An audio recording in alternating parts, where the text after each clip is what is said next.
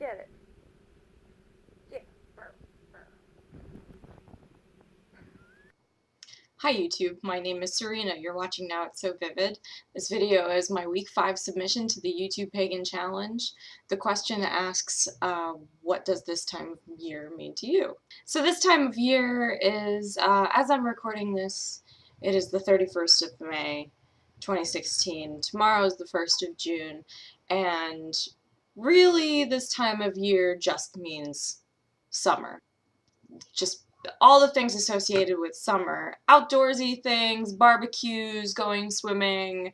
Like, honestly, when I was a kid, summer was my favorite time of year, not just because my birthday was coming and I would get presents and cake and stuff, but I just loved the activities that happened during the summer the most. I'm actually a double water sign. I'm like Cancer with my moon sign is in Pisces, so I just love the water and I have to be in the water all the time. I grew up by the beach, and my mother used to take me to like public pools during the summer, and I would just swim for hours, and she'd have to like bargain with me to get me out of the water, and then I'd come out all pruny and then pass out in the car on the way home because I had done nothing but basically exercise for like 3 hours straight. So yeah, super big into water. Um, I live in PA, so going to Hershey Park is big around here, and Six Flags in Jackson, New Jersey, and the one that's in Baltimore, I think, too. So there's a couple of, and there's a couple of other sort of local theme parks in Pennsylvania and stuff, so that's all well and good. But we are discussing questions asked in the YouTube Pagan Challenge. So in terms of my spiritual path, I use this time of year for a lot less spellcraft and a lot more craft. I'm big into like making things and making my own stuff, and I don't know if you've noticed yet, but the room behind me has changed, and over the weekend I decided to redecorate. Now that's not something I do a lot. I do like to redecorate sometimes, but if I think it will serve a practical purpose, and that's exactly what happened in this case.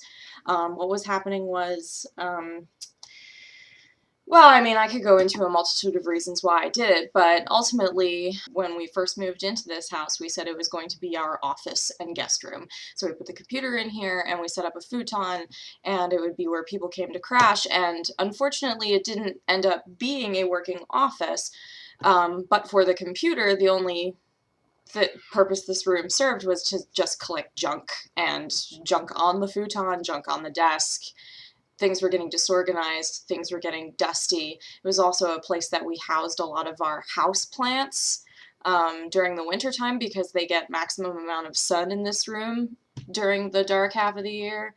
But yeah, not really functioning as a place where creativity is supposed to thrive, a creative space. Like, that's what I wanted this room to be when we first moved in. So, and I was getting a little tired of when I had to come in here and grab what supplies I needed to do whatever project, that I would just like put them in a laundry basket and carry them with me around the house depending on what other room I wanted to work in.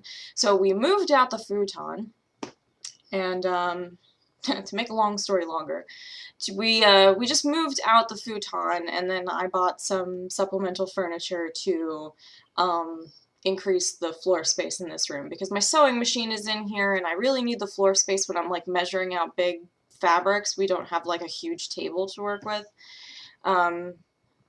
So yeah, like I said, multitude of reasons. So this room just became the room where shit would happen, the room where computer projects would happen, and YouTube videos would be made, and where art would happen, and where taxes and other sort of budgeting and other that stuff would happen, and also where magic would happen. I set up my altar here.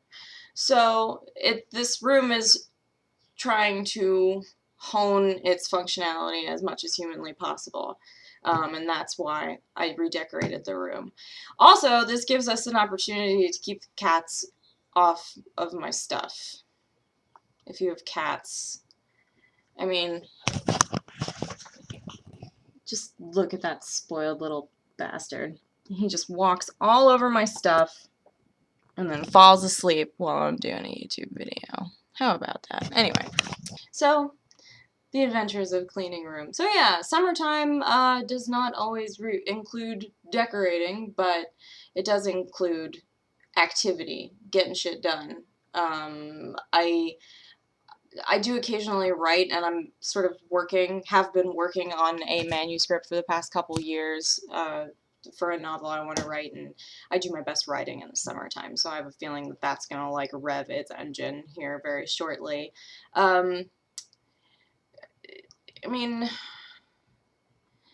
if we're talking about sort of metaphorical symbolism, this, in addition to just activity, this time is, I guess you could call like the masculine time because it is the most solar, the most yin, you know. And, you know, that time of year in itself is very much about being at the height of your energy level. But I don't know so much that my body sort of falls into line with that. I mean, as a woman, I realize that my body goes through cycles of its own anyway. I can't be that expectant of myself to keep the energy up all the time. But I do find myself sleeping a lot lighter during this time of year. And that could be because the days are getting longer in terms of daylight, but it also could be because of the heat. We live in a townhouse, so it's like floors stacked on top of each other, and our bedroom and this room are all on the top floor, so it just gets warmer up here, and it's hard to sleep. Like, I do occasionally just go into our basement to sleep because it's nice and cool down there. So energy, not so much, but alertness, absolutely. And I'm definitely a lot more cerebral during this time of year, which I feel like is something that's very common during the summertime. So yeah, summer and stuff. And I mean, we will eventually get to turn our air conditioning on. It's kind of hard to survive the late summer without it around here, but you will see me getting a little bit sweaty in some of these videos because in addition to it just getting naturally warmer up here, I also have to put a light right here or else the lighting is weird, and just being next to like a burning light bulb it makes you pretty sweaty. Gotta stay hydrated. I got my water right here. Anyway, so that's what this time of year means to me. I hope that you've gotten a laugh out of me just shooting the shit about summertime. I'm looking forward to it. I guess I'll just, you know, vlog from here. I am going to have a pretty eventful summer. So I'm turning 27 this year, and a few weeks before my birthday, I am going to take my driver's test for the first time. I haven't been a driver until now. I have driven a few times, like, to test the waters, and unfortunately, until a few months ago, didn't really care for it. And I was never pressured by anyone. I'm not being pressured now, I'll say that much, but my mother never pressured me to get my license, and when I lived alone, I used public transportation for a while, so I was okay with it by myself, but, you know, I'm living with someone now, and we're going to be getting married and just planning a future together, and it would be incumbent upon me to learn how to drive for emergency purposes, like, God forbid, you know, my fiance breaks his leg or something crazy, you know, I would be the one to drive him to the hospital. I want to be that capable. I want to tackle this, and it turns out I actually kind of like driving, so I still have the anxieties I've had about driving, but I feel a little bit more comfortable with being the person to operate the vehicle. Anyway, so that's one thing. And then in July, sort of like the third and fourth week of July, I'm going to witch camp, and that's pretty cool. I'll put a resource in the description for witch camp, and then they have, I think, a list of the witch camps that are and there are multiple countries too, so check out your nearest witch camp and see what they're doing there. So I'm pretty excited about that. I learned of witch camp through Kara Cute Witch 772 on YouTube. I will put a link to her channel in the description as well. She's cool. I've been a viewer of hers for several years, and I like the cut of her jib, I guess I should say. She's a theater girl, and I was a theater girl, and she likes to sing, and I like to sing. So we have a lot of things in common, and I've just really enjoyed watching her content. So she went to witch camp last year, like sort of autumn last year, and had vlogged about the experience, and I was just curious and I looked it up. I've mentioned before that it's part to do with the fact that I'm trying to be just a little more courageous and take on a few things, and I'm trying not to bite off more than I can chew. The driving thing is something that I thought was a necessity. This is just something that I'm doing for fun. And also with full appreciation of the learning experience it will provide.